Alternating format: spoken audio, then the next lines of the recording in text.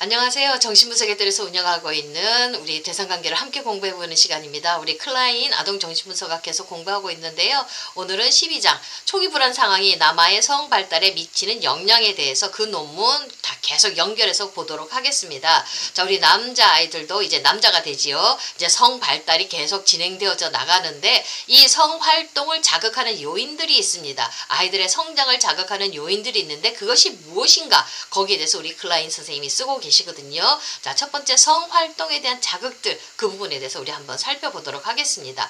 남자아이들은요. 엄마 몸속에 아버지의 음경이 있다고 이렇게 상상을 합니다. 환상 속에서. 그래서 그 음경을 굉장히 싫어합니다. 증오합니다.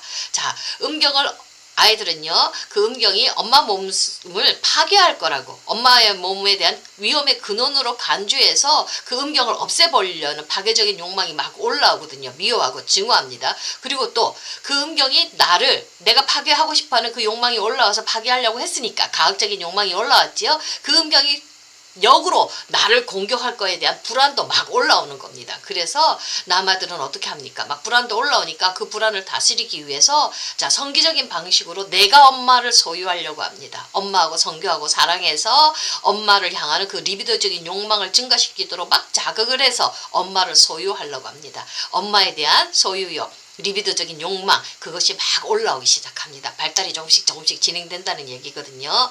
자, 그것뿐만 아니라 엄마와의 성교를 부추기는 또 다른 요인은요. 불안 때문에 강화된 지식에 대한 욕망입니다. 우리 여자나 남자아이나 불안이 올라오면 뭔가 엄마의 몸, 내 몸에 대해서 알고 싶어하는, 탐색하고 싶어하는 그런 지식에 대한 욕망이 올라오지요. 그러니까 이 불안이 지식을 탐구하는 욕망을, 지식에 대한 욕망을 자극한다는 겁니다. 자, 지식에 대한 욕망은 파괴적인 가학적인 경련과 동시에 발생해서 불안을 다스리는 데 사용이 되어지죠. 이 지식에 대한 욕망 굉장히 중요한 겁니다. 애들 자꾸 엄마 몸속 들여다보려고 하잖아요. 치마 이렇게 들쳐서 보려고 하잖아요. 그게 다 그 안에 뭐가 있는지 하는 그 지식의 욕망에 대한 근원이 되는 거거든요.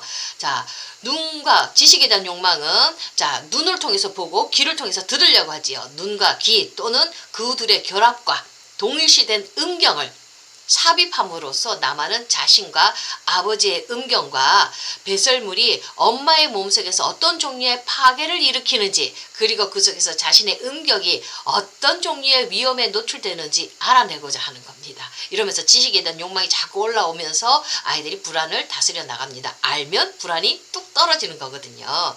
자, 그러므로 남자아이가요. 여전히 가학증에 이제 이렇게 지배를 받고 있죠. 지배를 받으면서 그가 사용하는 수단들이 전적으로 파괴적인 속성을 지니고 있을 때조차도 불안을 다스리려는 욕동은 성기적 만족을 얻는 데 자극이 되고 발달을 촉진하는 수단이 된다고 이렇게 말을 하고 있습니다. 자, 남자아이들 막 가학증이 올라왔지요. 그래서 막 가학증 음경 파괴시키려고 하는데 자, 이런 파괴적인 속성 때문에 불안이 막 올려오는데 그와 동시에 지식에 대한 욕망도 막 올라왔지요. 그것 말고 또 다시 이 불안을 다스리기 위해서 성기기적 만족을 얻는 것, 어떤 성애적인 사랑을 하는 것, 엄마하고 성기기적 사랑을 하는 이런 리비도적인 욕망을 촉진시키는, 발달을 촉진시키는 자극원이 된다는 겁니다.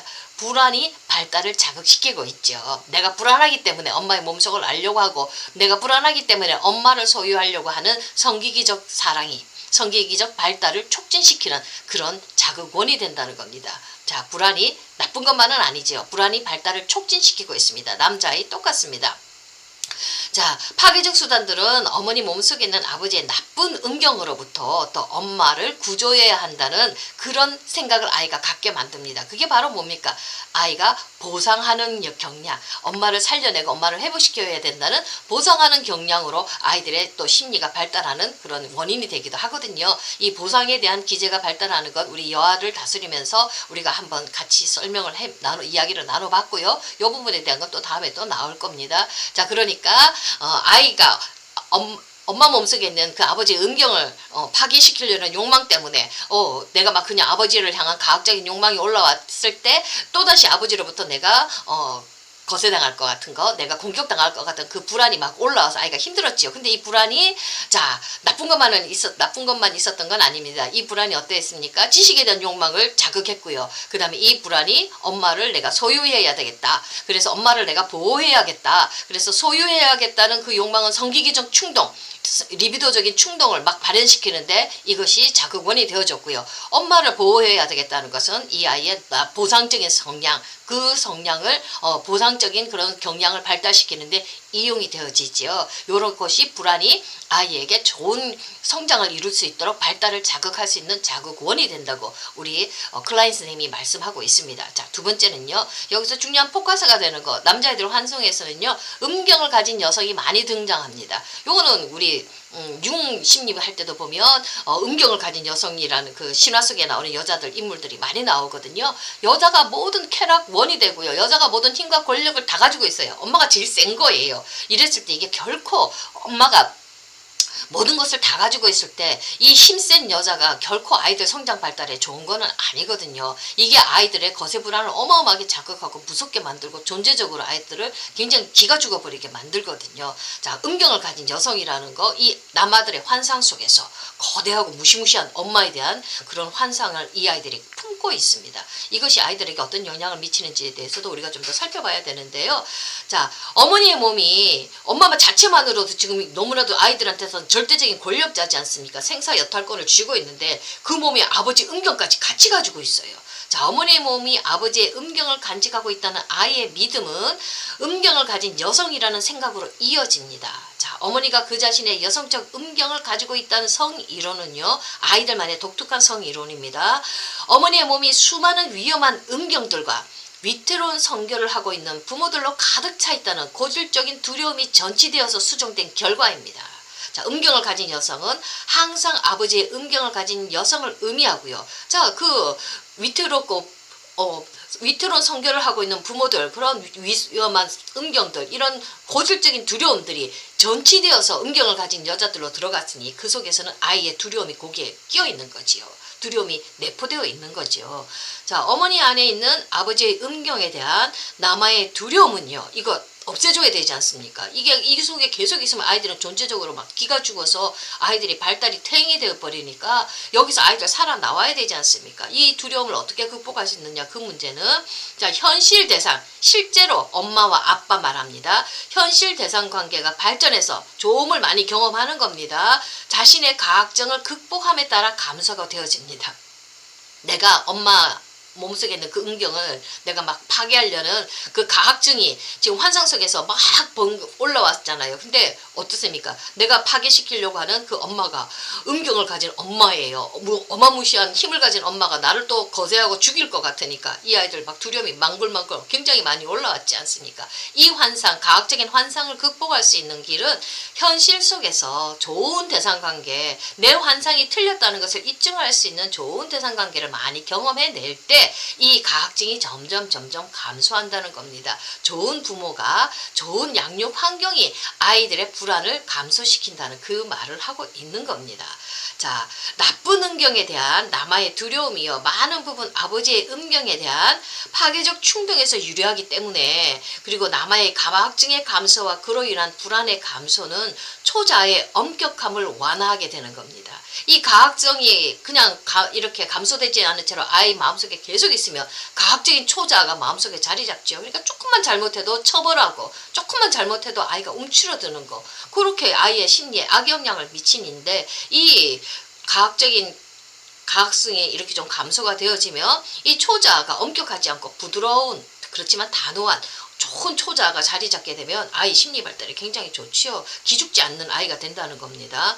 자, 이렇게 이것은 바로 아이가 현실 속에서 아까도 얘기했지만 좋은 대상관계를 경험할 때 이 가학성이 조금씩 감소되면서 이것이 아이에게 초자가 조금 엄격한, 나를 파괴시키는, 막 나를 처벌하는 초자아가 자리 잡지 않고 부드럽고 다정한 그런 초자아가 내 내면에 자리 잡게 된다는 거, 그 얘기를 하고 있는 거거든요. 따라서 이렇게 내면화된 상상적 대상들, 이게 너무나도 나를 무섭게 했지 않습니까? 그리고 외부의 실제 대상, 엄마 아빠, 이 부분에 대해서 아이가 좀 더 자유롭게 편안하게 상상 대상과 외부 대상 사이를 조절할 수 있는 이 자아가 이 속에서 건강하게 자랄 수가 있다는 겁니다. 이게 우리가 치료를 하는 목표지 거지요. 아이는 지금 막 불안이 막 올라왔는데 부모마저 아이를 혼내고 부모마저 그것을 제대로 잘 수용해 주지 못하게 되면 아이는 불안을 안으로 갖고 들어가지 않습니까? 안으로 갖고 들어가면서 가학증이 전혀 감소가 되지 않고 정말 가학적인 내가 가지고 있는 가학증 환상대로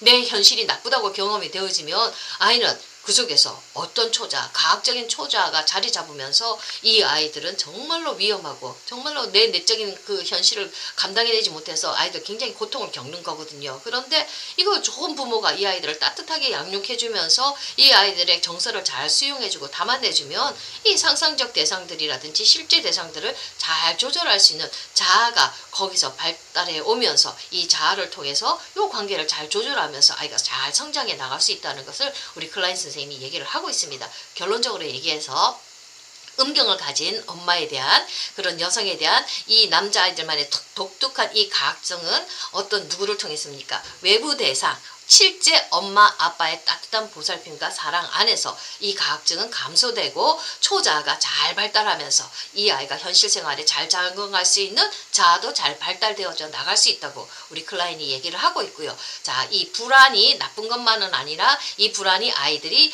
자아를 발달시켜 나갈 수 있는 현실 대상을 잘 경험하면서 자아를 잘 발달시켜 나갈 수 있는 그런 수단들로 되어진다는 것, 자극원이 되어질 수 있다는 것, 성발달, 리비도 발달을 자극할 수 있는 요인이 되어줄 수 있다는 것을 우리 클라인 선생님이 얘기하고 있습니다. 감사합니다.